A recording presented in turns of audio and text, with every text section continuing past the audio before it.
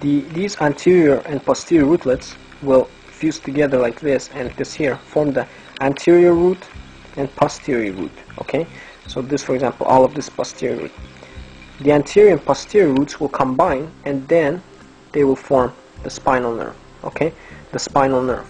So anterior posterior rootlets, anterior posterior roots join together, spinal nerve.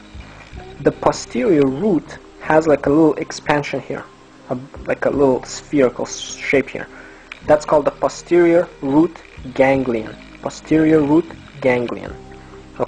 Okay, so here the spinal nerve, due to fusion of the two anterior and posterior roots, the spinal nerve then gives off two branches. Well, there's more than that. We'll just focus on the two first. One goes forward to supply the front of the body and the sides of the body, and one goes back to supply the back of the body. Everything in the back. It depends on which level of the spinal cord you're looking at, but there is one that goes to supply front and sides, one the back. So this is called anterior primary ramus, posterior primary ramus. This here I'm showing again. So this here is the anterior rootlets, form the anterior root. Posterior rootlets on the back form posterior root. Posterior root will have this expansion that's called posterior root ganglion.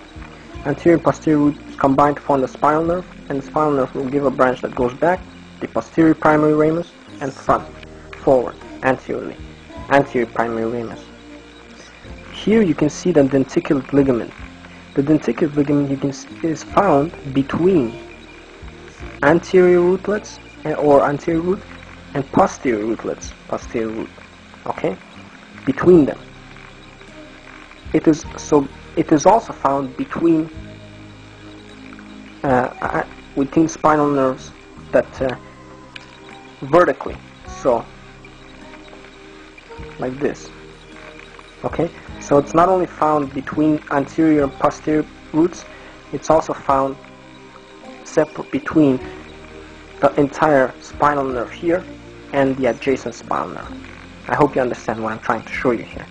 Finally, if you can see the dura mater, the spinal dura mater, it covers a portion of the spinal nerve that leaves the spinal cord.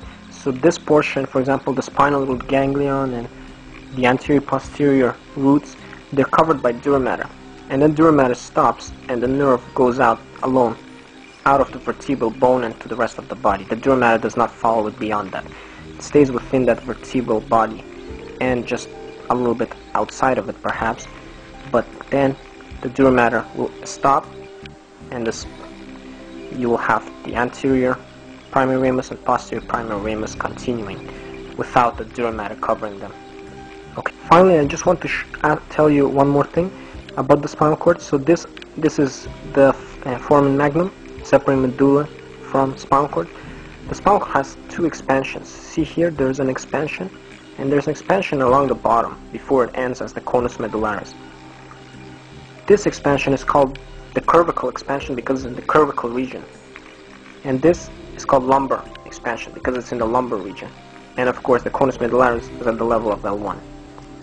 Okay, so this one is going to be for lateral. There's something called the brachial plexus, a whole plexus of nerves that goes to the upper limb, and here lumbar plexus and lumbosacral plexus, a bundle of nerves that go to the lower limb.